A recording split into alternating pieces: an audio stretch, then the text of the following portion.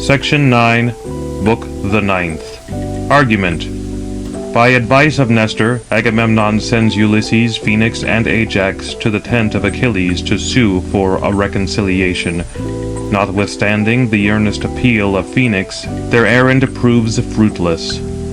Thus the Trojans indeed kept guard, but a mighty flight, the companion of chill fear, seized upon the Greeks, and all the chiefs were afflicted with intolerable grief.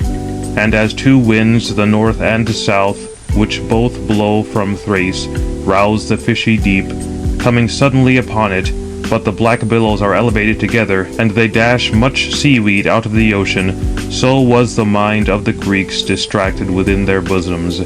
But Atrides, wounded to the heart with great sorrow, kept going round, giving orders to the clear-voiced heralds to summon each man by name to an assembly, but not to call aloud. And he himself toiled among the first. And they sat in council grieved, and Agamemnon arose, shedding tears like a black water fountain, which pours its gloomy stream from a lofty rock. Thus he, deeply sighing, spoke words to the Greeks. O friends, leaders and chieftains over the Greeks, Jove, the son of Saturn, has greatly entangled me in a grievous calamity. Cruel who once promised me, and assented, that I should return, having destroyed well-built Ilium. But now has he plotted an evil fraud, and orders me to return inglorious to Argos, after I have lost much people. Thus doubtless will it be agreeable to Almighty Jove, who has already overthrown the heights of many cities, and will still overthrow them, for his power is greatest. But come, let us all obey as I advise. Let us fly with the ships to our dear fatherland, for now we shall not take wide-wayed Troy. Thus he spoke, but they were all still in silence, and the sons of the Greeks being sad, kept silent long. At length Diomede, brave in the din of battle, spoke. Son of Atreus, thee will I first oppose, speaking inconsiderately, as is lawful in the assembly. But be not thou the least offended. First among the Greeks didst thou disparage my valour, saying that I was unwarlike and weak. And all this, as well the young as the old of the Greeks know. One of the two things hath the son of crafty Saturn given thee. He has granted that thou shouldst be honoured by the sceptre above all. But valour hath he not given thee, which is the greatest strength. Strange man, dost thou then certainly think that the sons of the Greeks are unwarlike and weak, as thou sayest? If indeed thy mind impels thee that thou shouldst return, go. The way lies open to thee, and thy ships stand near the sea, which very many followed thee from Mycenae. But the other long-haired Greeks will remain until we overthrow Troy. But if they also choose, let them fly with their ships to their dear fatherland. But we twain, I and Sthenelus, will fight, unless we find an end of Troy. For under the auspices of the deity we came. Thus he spoke, but all the sons of the Greeks applauded, admiring the speech of steed-breaking Diomede. But then the knight Nestor, rising up, addressed, Son of Tydeus, preeminently indeed art thou brave in battle, and the best in counsel amongst all thine equals. No one has censured thy discourse, nor contradicts it, as many as are the Greeks. But thou comest not to an end of discussion. Assuredly thou art youthful, and mightst be my youngest son for age. Yet thou speakest prudent words to the kings of the Greeks, for thou hast said aright. But come, I who boast to be older than thou will speak out, and discuss everything. Nor will anyone, not even King Agamemnon, disregard my speech. Tribeless, lawless, homeless is he, who loves horrid civil war. But now, however, let us obey dark night, and make ready suppers. But let the respective guards lie down beside the trench dug without the wall. To the youth, indeed, I enjoin these things. But next, Atrides, do thou begin, for thou art supreme. Give a banquet to the elders. It becomes thee, and is not unseemly. Full are thy tents of wine, which the ships of the Greeks daily bring over the wide sea from Thrace. Thou hast every accommodation, and rulest over many people. But when many are assembled, do thou obey him who shall give the best advice. For there is great need of good and prudent advice to all the Greeks, since the enemy are burning many fires near the ships. And who can rejoice at these things? But this night will either ruin the army or preserve it." Thus he spoke, and they heard him very attentively and obeyed. But the guards rushed forward with their arms, those around Thrasymedes, the son of Nestor, the shepherd of the people, Ascalaphus and Ialmenus, sons of Mars, Meriones, Apharius, and Dapyrus, as well as the sons of Creon, noble Lycomedes. These were 7 leaders of the guards, and 100 youths marched along with each, holding long spears in their hands. Proceeding to the space between the trench and the wall, there they sat down, and there kindled a fire, and prepared each his supper. But Atrides conducted the assembled elders of the Greeks to his tent, and set before them a strength-recruiting banquet. And they laid their hands upon the viands placed before them. But when they had dismissed the desire of eating and drinking, to them first of all did aged Nestor, whose advice had previously appeared best, begin to interweave advice, who wisely counselling addressed them and said, "Most glorious Atrides, king of men, Agamemnon, with thee shall I end, and with thee shall I commence, since thou art a king of many nations, and Jove hath placed in thine hands both a scepter and laws, that thou mayest consult for their advantage. Therefore is it necessary that thou in particular shouldst deliver and hear an opinion, and also accomplish that of another, when his mind urges any one to speak for the public good. But on thee will depend whatever it takes the lead. Yet will I speak as appears to me to be best, for no other person will propound a better opinion than that which I meditate, both of old and also now, from that period when thou, O nobly born, didst depart, carrying off the maid Briseis from the tent of the enraged Achilles, by no means according to my judgment. For I very strenuously dissuaded thee from it.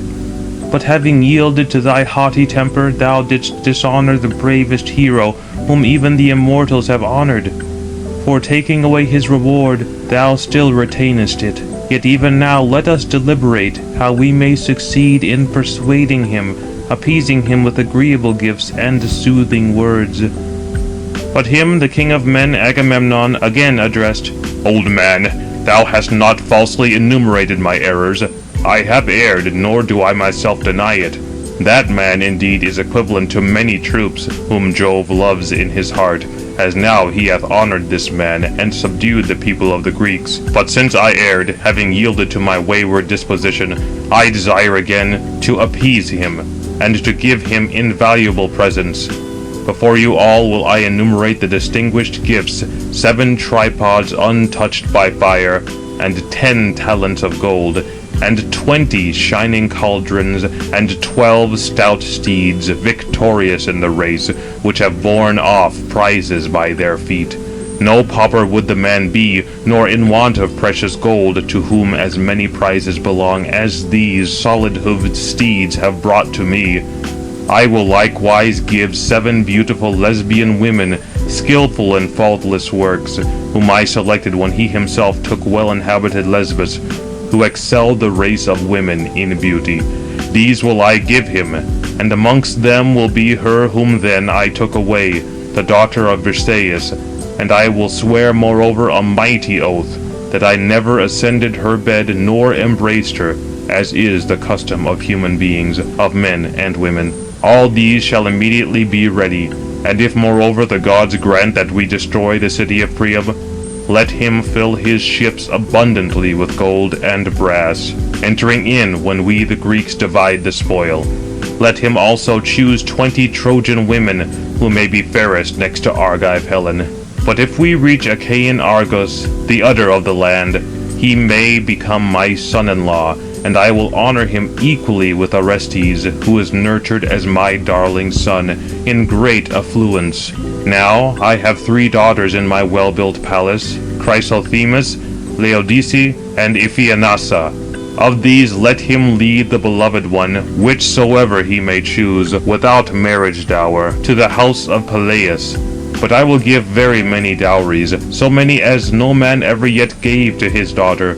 I will, moreover, give him 7 well-inhabited cities, Cardamyle, Enope, and grassy Ira, glorious Berea, with deep-pastured Anthea, fair Apaea, and vine-bearing Pedassus, which are all near the sea, the last towards sandy Pylus.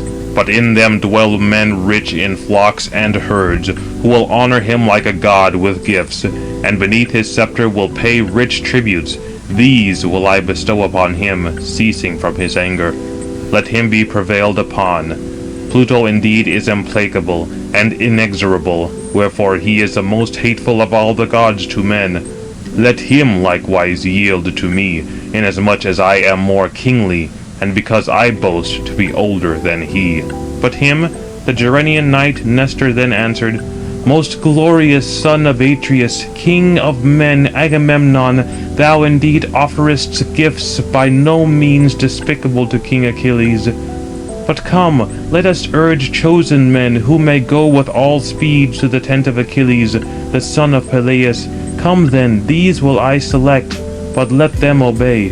First of all indeed let Phoenix, dear to Jove, be the leader. Next then mighty Ajax and divine Ulysses, and of the heralds let Hodius and Eurybates follow with them. But bring water for the hands, and command to observe well-omened words, that we may supplicate Saturnian Jove, if perchance he will take pity. Thus he spake, and delivered an opinion agreeable to them all. Immediately indeed the heralds poured water upon their hands, and the youths crowned the goblets with wine. Then they distributed them to all, having poured the first of the wine into the cups.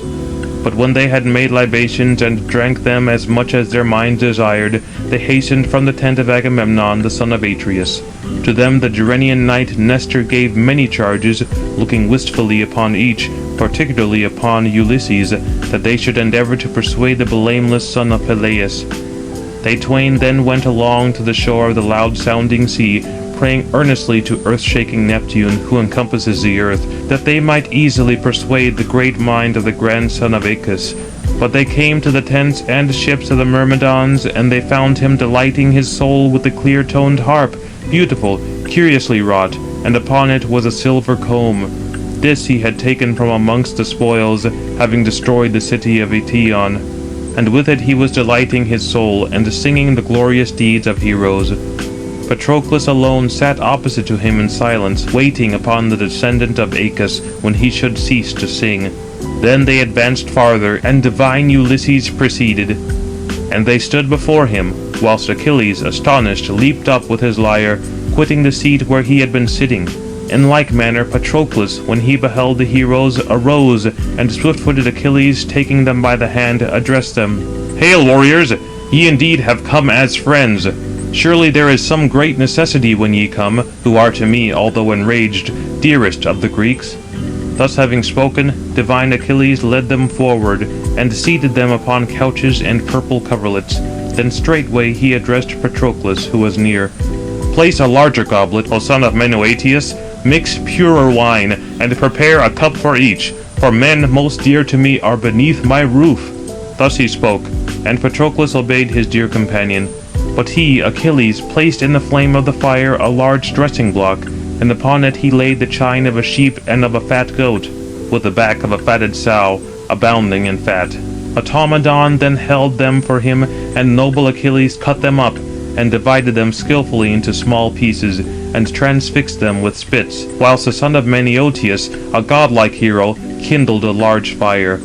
But when the fire had burned away, and the flame grew languid, strewing the embers, he extended the spits over them, and sprinkled them with sacred salt, raising them up from the racks. But when he had dressed them, and had thrown them upon kitchen tables, Patroclus, taking bread, served it out upon the board in beautiful baskets. But Achilles distributed the flesh. But he himself sat opposite to noble Ulysses against the other wall, and ordered Patroclus his companion to sacrifice to the gods, and he accordingly cast the first morsels into the fire.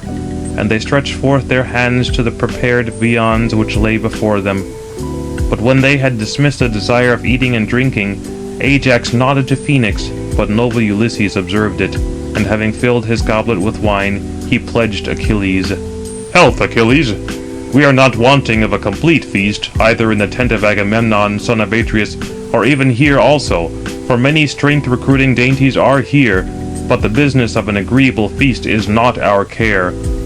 We, O thou Jove-nurtured one, contemplating it, rather dread a very great disaster, as it is a matter of doubt whether the well-benched ships be saved or destroyed, unless thou puttest on thy might. For near the ships and the wall the high-minded Trojans and their far-summoned allies have pitched their camp, kindling many fires throughout the host, and they say that they will no longer restrain themselves, but that they will fall upon our black vessels. And Saturnian Jove, exhibiting to them propitious signs, darts his lightning, and Hector, looking fiercely round in valour, rages terribly, trusting in Jove, nor reverences at all either men or gods. But great madness hath come upon him. He prays that divine morn may speedily come, for he declares that he will cut off the poop ends of the ship, and burn the ships themselves with ravaging fire, and slaughter the Greeks beside them, discomforted by the smoke. Wherefore do I greatly fear in my mind lest the gods may fulfill his threats, and it be destined for us to perish in Troy, far from steed-nourishing Argos. Rise then, if thou hast the intention, although late, to defend the harassed sons of the Greeks from the violent onslaught of the Trojans. To thyself it will hereafter be a cause of sorrow, nor is it possible in any manner to discover a remedy for a disaster when received. Wherefore reflect much beforehand, how thou mayest avert the evil day from the Greeks. O my friend, surely thy father Peleus charged thee on that day when he sent thee from Phthia to Agamemnon. My son, Minerva and Juno will bestow valour if they choose. But restrain thy great-hearted soul within thy breast, because humanity is better, and abstain from injurious contention, that both the youth and elders of the Greeks may honour thee the more. Thus did the old man give charge, but thou art forgetful. Yet even now desist, and lay aside thy mind-corroding wrath. To thee Agamemnon gives worthy gifts, ceasing from indignation. But if thou wilt hear from me, and I will repeat to thee how many presents Agamemnon in his tents hath promised thee, 7 tripods untouched by the fire, and 10 talents of gold, 20 shining cauldrons, and 12 stout steeds, victorious in the race, which have borne off prizes by their feet. No pauper, nor in want of precious gold would that a man be, to whom so many prizes belonged to the steeds of Agamemnon have borne off by their fleetness. He will likewise give 7 beautiful women, skilful in faultless works, Lesbians, whom he selected when thou thyself didst take well-inhabited Lesbos, who then excelled the race of women in beauty. These will he give thee, and amongst them will be her whom once he took away, the daughter of Briseis, and he will moreover swear a mighty oath, that he never ascended her in bed nor embraced her, as is the custom. O king, both of men and women, all these shall immediately be in waiting, and if moreover the gods grant that we pillage the vast city of Priam, entering, thou mayest fill thy ships abundantly with gold and brass, when we the Greeks divide the spoil. Thou shalt also choose 20 Trojan women, who may be fairest next to Argive Helen. But if we reach Achaean Argos, the udder of the land, thou mayest become his son-in-law, and he will honour thee equally with Orestes, who is nurtured as his darling son in great affluence. But he has 3 daughters in his well-built palace, Chrysothemis, Laodice, and Iphianassa. Of these thou shalt conduct the most beloved, whomsoever thou mayest choose, without marriage gifts, to the house of Peleus. But he will give very many dowries, such as no man yet gave his daughter. He will moreover give thee 7 well-inhabited cities, Cardamyle, Enope, and grassy Ira, the glorious Pherea, with deep-pastured Anthea, fair Apaea, and vine-bearing Pedasus, which are all near the sea, the last towards sandy Pylus. But in them dwell men abounding in flocks and herds, who will honour thee with gifts like a god, and under thy sceptre pay rich tributes. These will he fulfil to thee, ceasing from thy wrath. But if indeed the son of Atreus himself and his gifts be more hateful to thee from thine heart, at least have pity upon all the other Greeks harassed throughout the army, who will honour thee as a god, for surely thou wilt obtain very great honour among them. But for now mayest thou slay Hector, since he hath already come very near thee, possessing destructive fury, since he declares that no one of the Greeks whom the ships have conveyed hither is his equal. But him swift-footed Achilles answering addressed, Most noble son of Laertes, much scheming Ulysses, it behooves me indeed to speak my opinion without reserve, even as I think, and as will be accomplished, that ye may not, sitting beside me, keep whining one after another. Hateful to me as the gates of Hades is he who conceals one thing in his mind and utters another. But I will speak as appears to me to be best, and I think that neither Agamemnon the son of Atreus nor the other Greeks will persuade me, since there is no gratitude to him who fights ever ceaselessly with hostile men. An equal portion falls to him who loiters, as if one continually fight, and the coward is in equal honor with the brave. The man of no deeds and the man of many are wont equally to die, nor does anything lie by me as a store, because I have suffered sorrows in my soul, ever risking my life to fight. And as the bird brings food to her unfledged young when she hath found it, although she fares badly herself, so have I too spent many sleepless nights, and gone through bloody days in combat, fighting with heroes for their wives' sakes. 12 cities indeed of men have I wasted with my ships, and on foot I say 11 throughout the fertile Troad. From all these have I carried off many and precious spoils, and bearing them have given all to Agamemnon the son of Atreus, whilst he, remaining behind at the swift ships, receiving them, hath distributed but few, but retained many. To the chiefs and kings hath he given other prizes, to whom indeed they remain entire. But from me alone of the Greeks hath he taken it away, and he possesses my spouse, dear to my soul, with whom reclining let him delight himself. But why is it necessary that the Greeks wage war with the Trojans? Or from what necessity did the son of Atreus, assembling an army, lead it hither? Was it not on account of fair-haired Helen? Do the sons of Atreus alone of articulate-speaking men love their wives?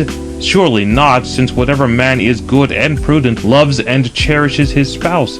Thus I too loved her from my soul, though the captive of my spear. And now, since he hath snatched my reward from my hands and deceived me, let him not make trial of me, already well informed, for he will not persuade me. But let him consider with thee, O Ulysses, and the other kings, how he may repel the hostile fire from the ships.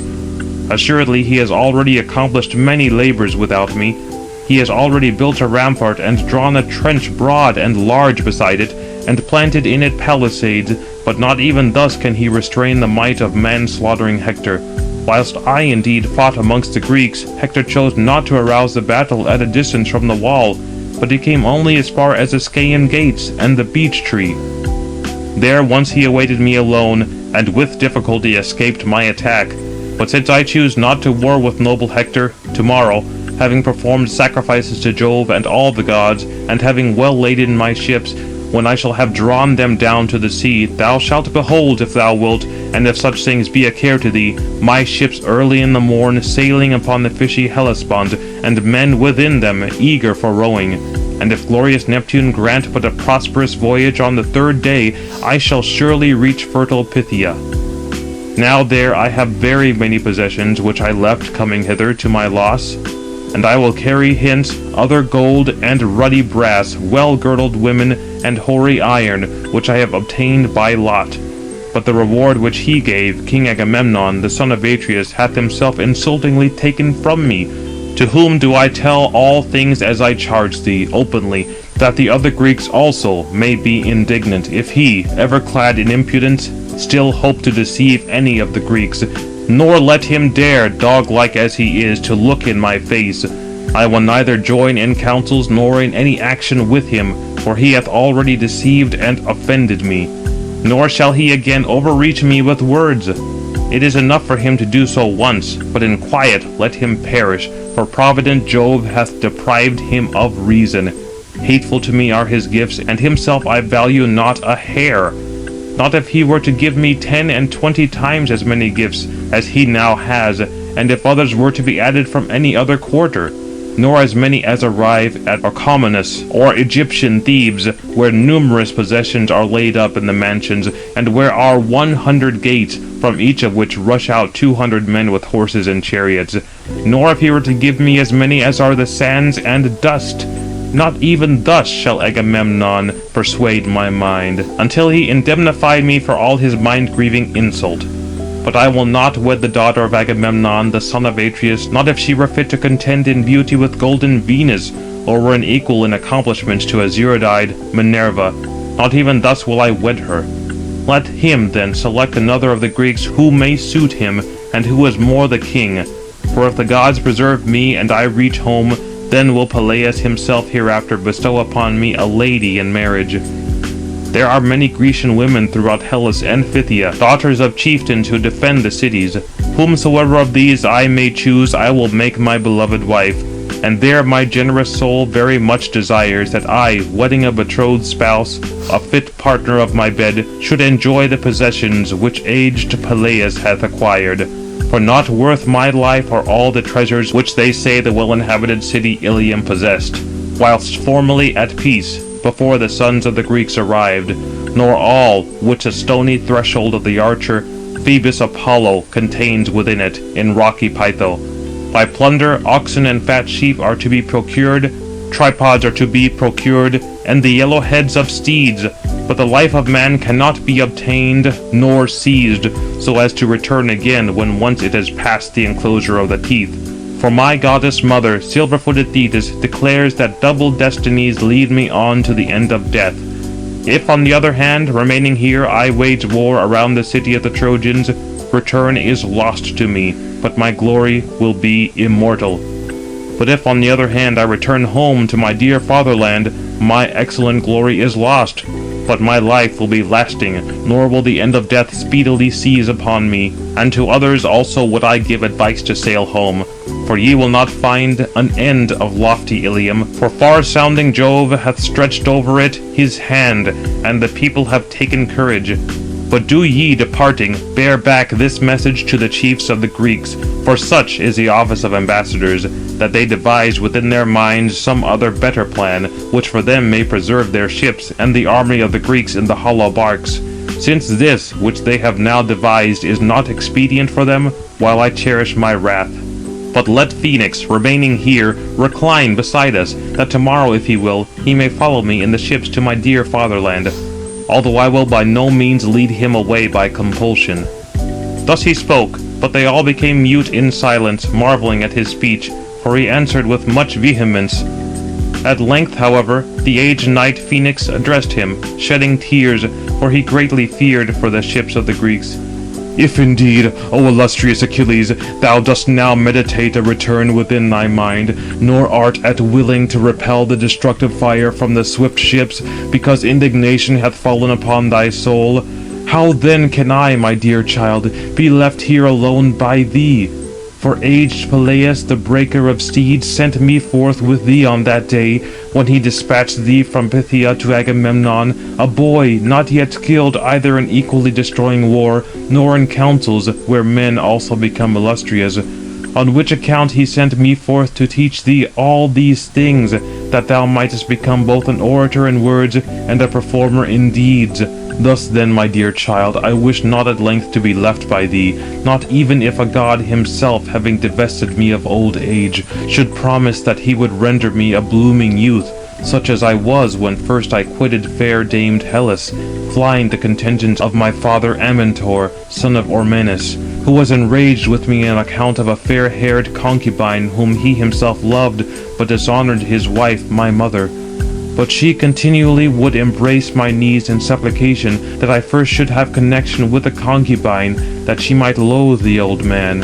Her I obeyed, and did so, but my father immediately perceiving it, uttered many execrations, and invoked the hateful Erinus, that no dear son, sprung from me, should ever be placed upon his knees, and the gods ratified his execrations, both infernal Jove and dread Proserpine.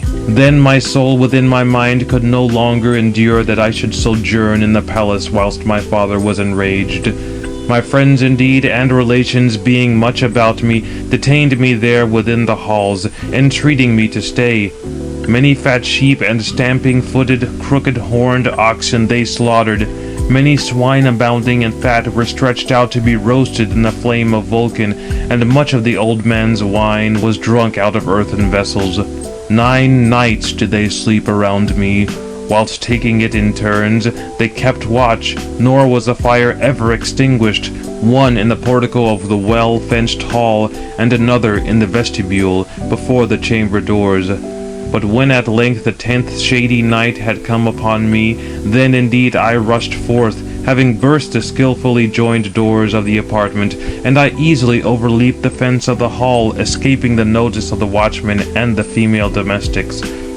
Afterward I fled thence through spacious Hellas, and came to fertile Phthia, the mother of sheep, to King Peleus, who kindly received me, and loved me even as a father loves his only son, born in his old age to ample possessions.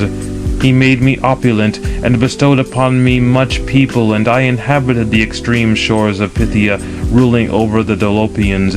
These too, O godlike Achilles, have I rendered what thou art, loving thee from my soul, since thou wouldst not go with another to the feast, nor take food in the mansion, until I, placing thee upon my knees, satisfied thee with viands, previously carving them, and supplied thee with wine.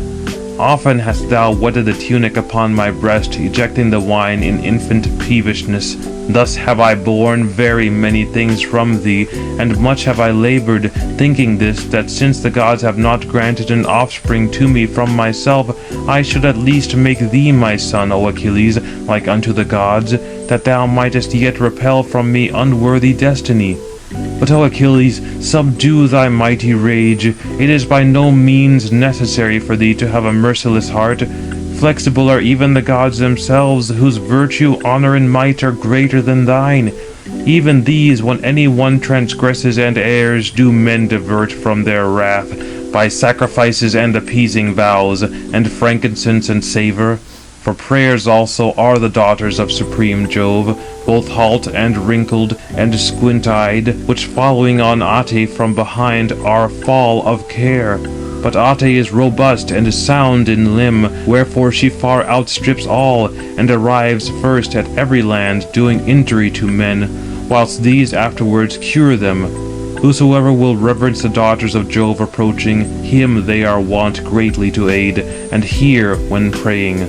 But whosoever will deny and obstinately refuse them, then indeed drawing near they entreat Saturnian Jove, that Ate may follow along with them, that being injured in turn he may pay the penalty. But, O Achilles, do thou too yield honour to accompany the daughters of Jove, which bends the minds of other brave men. For if Atrides brought not gifts, and did not mention others in futurity, but would ever rage vehemently, I for my part would not advise that, casting away wrath, thou shouldst defend the Greeks, although greatly in need. But now he at once gives both many immediately, and promises others hereafter.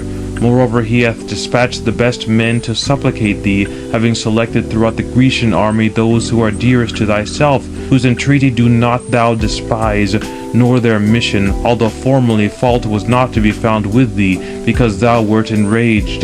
Thus also have we heard the renown of heroes of former days, when vehement wrath came upon any, that they were both appeasable by gifts and to be reconciled by words.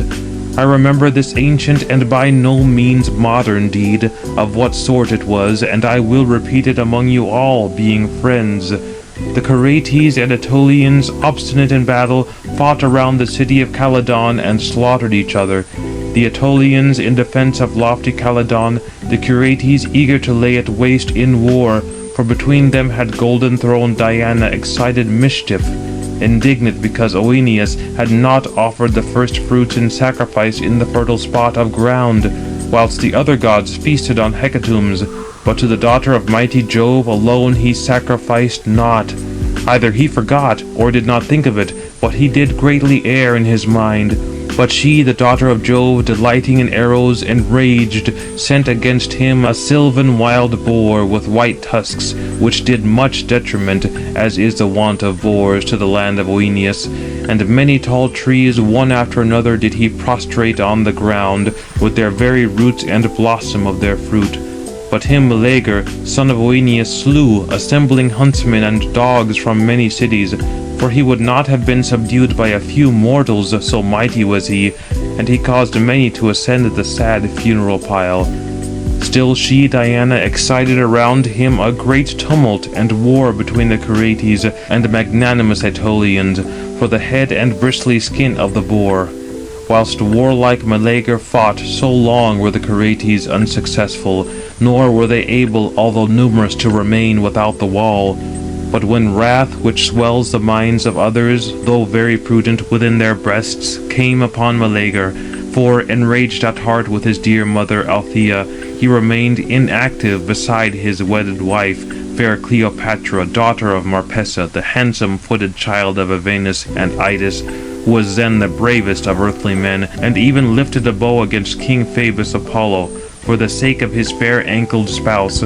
Her Cleopatra, then father and venerable mother in the palace, were accustomed to call by the surname of Alcyone, because her mother, having the plaintive note of sad Alcyone, lamented with far-darting Phoebus Apollo, stole her away. Beside her he, Meleager, remained inactive, brooding over his sad anger, enraged because of the curses of his mother, who, much grieving, prayed to the gods on account of the murder of her brethren. Often with her hands did she strike the fruitful earth, calling upon Pluto and dread Proserpine, reclining upon her knees, whilst her bosom was bedewed with tears, to give death to her son. But her the Erinyes, wandering in gloom, possessing an implacable heart, heard from Erebus. Then immediately was there noise and tumult of these excited round the gates, the towers being battered. Then did the elders of the Aetolians entreat him, and sent chosen priests to the gods, that he would come forth and defend them, promising a great gift. Where the soil of fertile Calydon was richest, there they ordered him to choose a beautiful enclosure of 50 acres, the one half of land fit for vines, to cut off the other half of plain land, free from wood, for tillage. Much did aged Oeneus, breaker of steeds, beseech him, having ascended to the threshold of his lofty roofed chamber, shaking the well-glued door-post, supplicating his son, and much also his sisters and a venerable mother entreated him, but he the more refused, and much prayed the companions who were dearest and most friendly of all. But not even thus did they persuade the soul within his breast, until his chamber was violently assailed, and the Curetes were in the act of scaling the ramparts, and firing the great city. Then indeed at length his fair-girdled spouse, weeping, supplicated Meleager, and recounted all the disasters, as many as happen to men whose city may be taken. In the first place they slay the men, whilst fire reduces the city to ashes, and others carry off the children and deep-zoned women. Then was his soul disturbed when he heard of evil deeds, and he hasted to go out and gird the all-glittering armor around his body. Thus he repelled the evil day from the Aetolians, yielding to his own inclination. But they did not make good to him the many and pleasing gifts, but he nevertheless warded off evil. But revolve not such things within thy mind, O my friend, nor let the deity thus turn thee, since it would be more dishonourable to assist the ships when already set on fire. Rather come for the gifts, for the Greeks will honour thee equally with a god. If again without gifts thou enter the man-destroying battle, thou wilt not receive equal honour, although warding off the war. But him, swift-footed Achilles answering, addressed, Phoenix, respected father, old man, Jove nurtured to me, there is no need of this honour, for I conceive that I have been honoured by the best of Jove, which will detain me at the crooked ships whilst breath remains in my bosom, and my knees have the power of motion. But I will tell thee something else, and do thou revolve it in thy mind. Disturb not my soul, weeping and lamenting, gratifying the hero Atrides. It is not at all necessary that thou love him, that thou mayest not be hated by me, who love thee. It is proper for thee with me to give annoyance to him who hath annoyed me. Rule equally with me, and receive my honour in half. These will bear back my message. But do thou, remaining here, recline upon the soft bed, and with morn appearing, let us consult whether we shall return to our native land, or remain. He said, and in silence nodded to Patroclus from beneath his brows, that he should strew a thick bed for Phoenix, whilst they were meditating to withdraw as quickly as possible from the tent. But them, godlike Telamonian Ajax addressed, "O Jove-born son of Laertes, crafty Ulysses, let us go, for the object of our address appears not to me to be attainable, in this way at least, and we must report the message to the Greeks with all haste, although it be not good. They now sit expecting us, but Achilles stores up within his breast a fierce and haughty soul, unyielding, nor does he regard the friendship of his companions, with which we have honoured him at the ships beyond others. Merciless one! And truly someone hath accepted compensation even for a brother's death, or his own son slain, whilst the murderer remains at home among his people, having paid many expiations, and the mind and noble soul of the other is appeased upon his having received compensation. But in thy breast the gods have put an unyielding and evil mind, for the sake of a maid only, whereas we now offer thee 7 far excelling and many other gifts beside them. Do thou then assume a propitious disposition, and have respect to thy house, for we are guests beneath thy roof from the multitude of the Greeks, and desire to be most dear and friendly to thee beyond all the Achaeans, as many as they are." But him swift-footed Achilles answering addressed, "Most noble Ajax, son of Telamon, chief of the people, thou appearest to me to have said all this from thy soul, yet does my heart swell with indignation as often as I recollect those things, how the son of Atreus hath rendered me dishonoured among the Greeks, as if it were some contemptible stranger. But go ye, and carry back my message, for I shall not think of bloody war, before the son of warlike Priam, noble Hector, slaughtering the Greeks, shall reach the ships of the Myrmidons, and burn the ships with fire. But about my tent and black ship, however, I think that Hector, although eager, will desist from combat." Thus he spake, but they, each having seized a double goblet, having made libations, went back by the side of the fleet, and Ulysses led the way. But Patroclus gave orders to his companions and female domestics to strew with all haste a thick couch for Phoenix, and they, obedient, spread a bed as he desired, sheepskins, coverlets, and the fine fabric of flax. There lay the old man, and awaited heavenly morn. But Achilles slept in the recesses of his well-made tent, and beside him lay a lady, fair-cheeked Diomede, daughter of Phorbas, whom he had brought from Lesbos.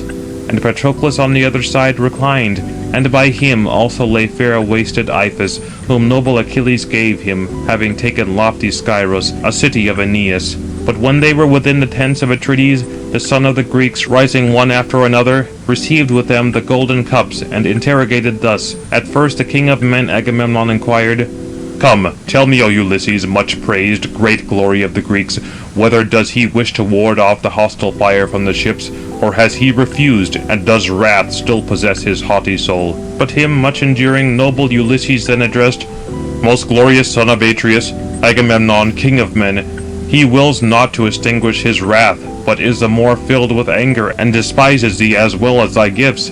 He bids thee thyself consult with the Greeks in what manner thou mayest preserve both the ships and the army of the Greeks, but has himself threatened, that with the rising dawn he will launch into the main his well-benched, equally plied vessels.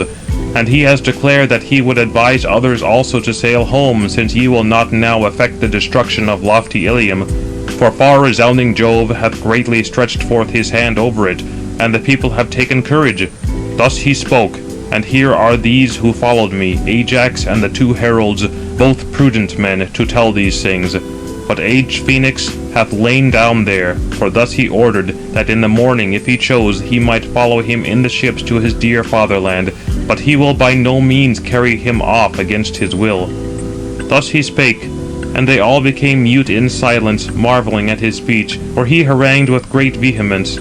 Long were the sorrowing sons of the Greeks mute, till at length Diomede, valiant in the din of battle, addressed him, "Most glorious son of Atreus, king of men Agamemnon, would that thou hadst not supplicated the illustrious son of Peleus, offering countless gifts, for he is haughty even otherwise.